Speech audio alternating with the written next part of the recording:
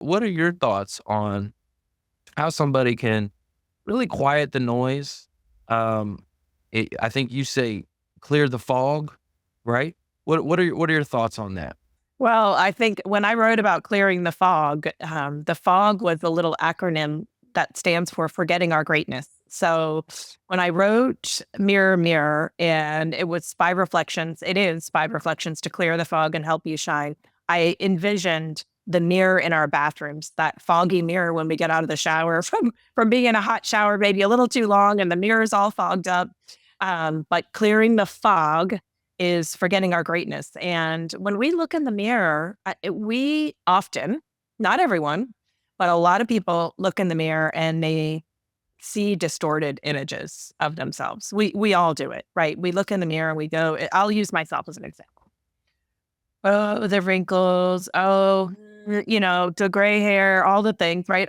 You get in the mirror and you just start right with criticism. And it's very disempowering for us to do that, to have the first thing you do in the morning is to walk in front of the mirror and you're grabbing your toothbrush or whatever you do, and you're starting to tear yourself down and tear yourself apart with that reflection that you see in the mirror. But what I want people to be able to do is instead meet themselves in the mirror with smiles, with acceptance, with joy, like literally smiling at yourself in the mirror and going so far as to say, "Good morning, gorgeous. Good morning, fabulous."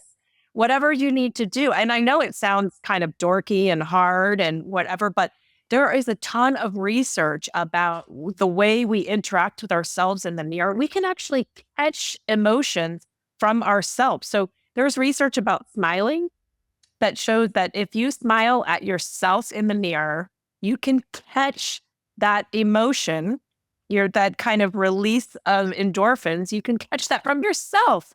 You don't have to count on somebody else at the grocery store, at work, or whenever. You can smile at yourself in the mirror and you can kind of get that positive feedback from yourself.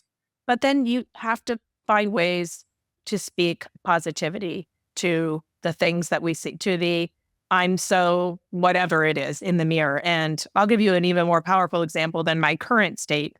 When I was going through breast cancer and I was bald and I had no eyelashes, no hair, no eyebrows, no nothing. And honestly, I thought I was scary. Like I would look at myself and I was like, oh, I'm so scary. I'm so disgusting. I'm so awful. Like the way I would speak to myself, like if it's not bad enough to be going through cancer, but then when you kick yourself when you're down and say things like that, it's absolutely awful. And I had to stop. I had to find a way to stop. And my kids were telling me, oh, you're so beautiful, mom. And I was like, no, I'm not, no, but I had to find a way to stop that because it was really making me feel worse. So to say that there's not a mind body connection is just not the truth. So I had to turn it around and find a way to make myself feel better. So what I would start saying to myself is, you are strong, you are powerful, you are a warrior. Whatever I needed to say, I did not say you look beautiful.